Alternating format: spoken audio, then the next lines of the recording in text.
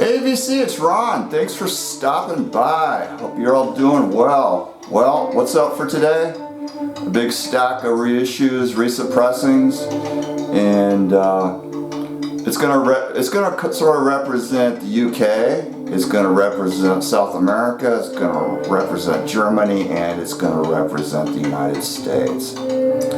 So nothing left to do but get started.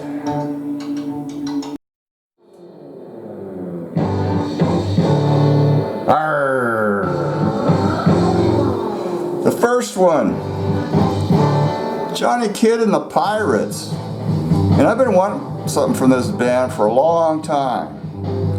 And they just never broke in the United States. They didn't have any records here originally. So to find anything by this band out in the wild, you got very lucky, and that's exactly what I did.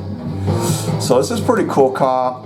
It's a UK import, originally released in the early 70s, and this is an original, maybe a second pressing, something like that from the mid 70s, but it's on the blue Starline label.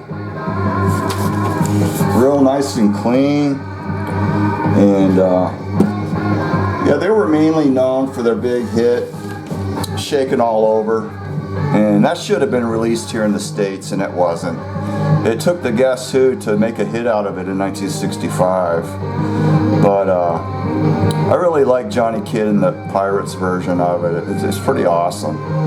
But yeah, he actually had a problem with his eye. That's why he had to wear a patch. That's not a gimmick. The pirate thing was a gimmick, but the eye patch is not a gimmick. He had squint eye. So that's kind of interesting, and his career was very, very short. He died in 1966 in an auto accident, so he wasn't around that long. But by the time he died, his career was failing miserably. But yeah, this is such an awesome album. You know, really. I mean, it's got a lot of weak stuff on it, but I love the cover, and I love the good songs that are on it. So it's cool. This next one is some krautrock by a band called Embryo, and it's their first album from 1970 called Opal.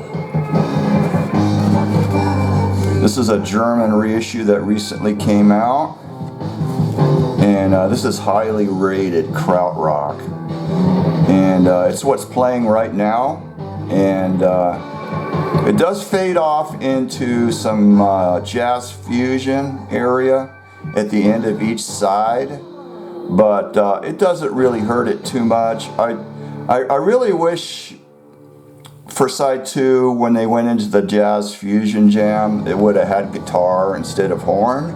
I think it would have made it better, but this is still a really excellent album and well worth looking into.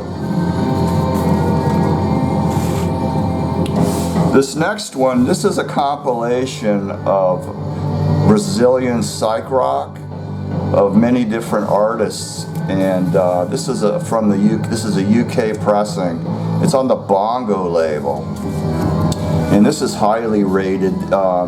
If you really want to, you know, start checking out some Brazilian psych rock, this is probably a good sampler to pick up and get an idea of you know, what was going on in the scene in the 70s. So very, very cool. So that's one to definitely look into. Double album on that, and it's very, very nicely priced.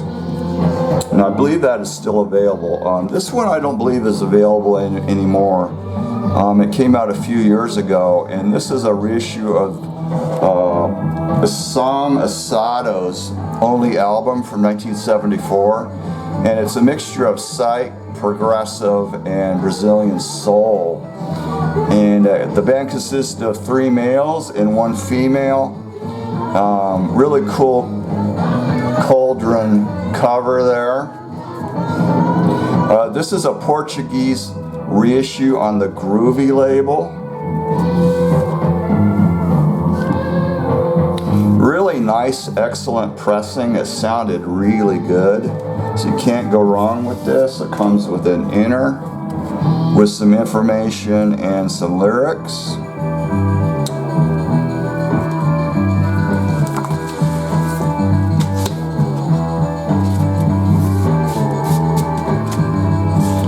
Okay, now I'm going to show some stuff from the United States. I picked up this Record Store Day 10-inch from a few years ago, Jimi Hendrix. Merry Christmas and a Happy New Year. And some of this was issued years and years ago as a 7-inch single. And they reissued it as a 10-inch with some added material. So on the Little Drummer Boy medley, they actually cut about 3 minutes off of it.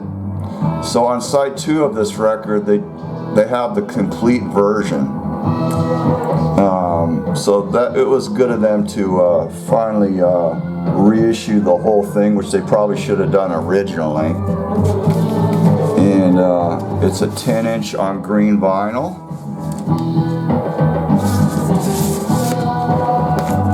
So that's going to be something I'm going to be playing every Christmas. And picked up this reissue of Love Revisited. I bought this because it was only like $12 near mint, and it's a UK pressing. So I basically got it for half price. Near mint, I mean, there's nothing wrong with it. They just did not put very much money on it. And it is on red vinyl. The main reason I bought this is because it has the track Your Mind and We Belong Together, which is originally only on a 45, and 45 is kind of scarce, so I figured, well, if I'm lucky enough to get one, at least I've got the A side of the single. And there's a promo video for that song on YouTube if you've never seen it. Okay. This got this Music Emporium reissue. I'm sure a lot of you know this. I'm kind of a Johnny-come-lately on this one. This is a classic Los Angeles Psych Rock private pressing that they only originally made like 300 copies of it. So Sundays kind of reproduced the die-cut cover and everything, so it's kind of cool. They added all the liner notes.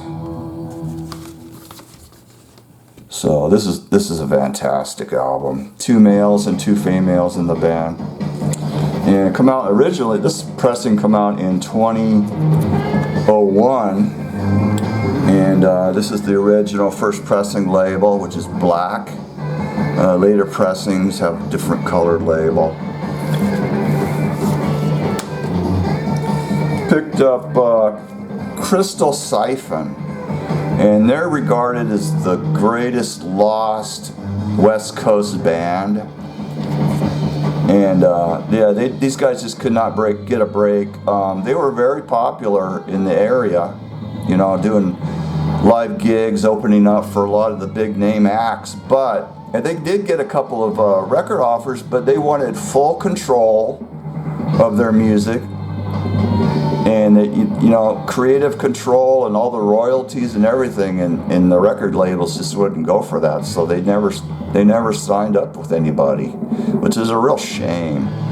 But I heard a lot of good things about this band before I listened to it, and it didn't really wow me that much until I got to the live material from 1968 at the Fillmore West, and then I went, wow, these guys were awesome. They could really play, but just excellent stuff. So it's a mixture of some studio recordings from '67, rehearsal tape, and live at the Fillmore. So definitely look into this one. They have another album of previously unreleased material, and by the way, this is the first album that featured these recordings. So this is the original, so you might want to look into this. I picked up A Date with Elvis. This is a 2013 reissue by the Cramps. It's on the Big Beat label, UK pressing, and is on orange wax and comes with an inner sleeve. So this is a great album from the Cramps. In my opinion, probably the last really great Cramps album. And then I also finally got the Runaways Live in Japan reissue, and this is a European Record Store Day issue from a few years ago, and this is a limited edition of 1,000 copies. I think 1,500 may have gotten released in the United States. I think a total number of 2,500 were pressed. So I got this new sealed, so at normal price. So I was real happy to pick this up. It does feature a few songs that aren't on their first two albums.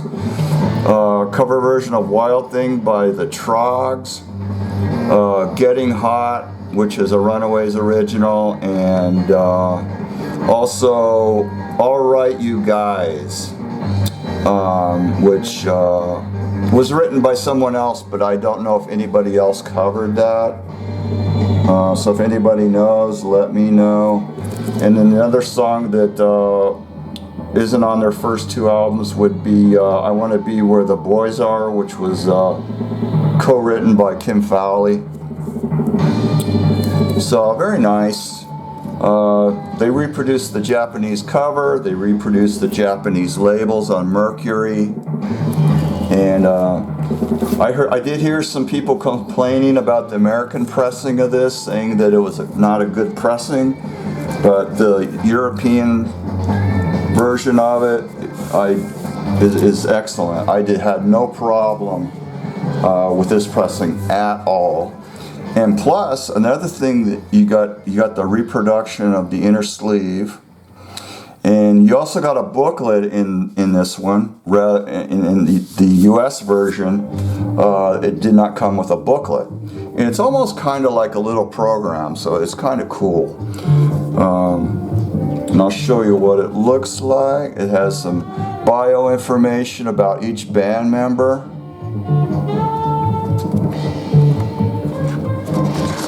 As well as a nice photo.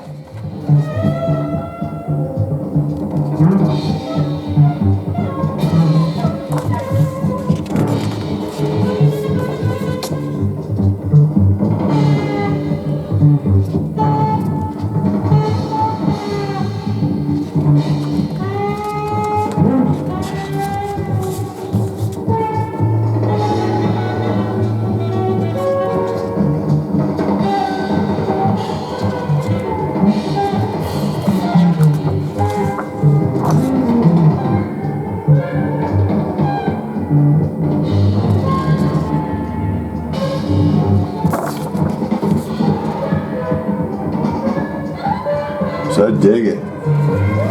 Sounded good too. I'm sure it doesn't sound like the Japanese originals, but it did sound good.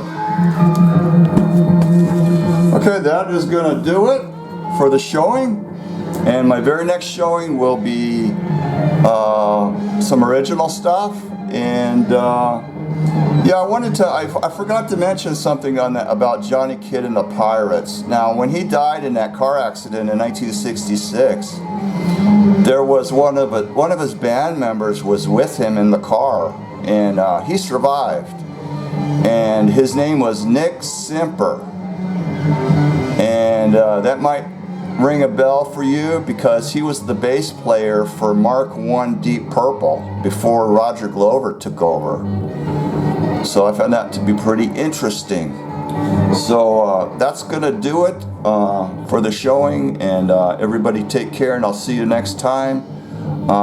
Like I said, I do have some original stuff lined up to show, so that will be the next video.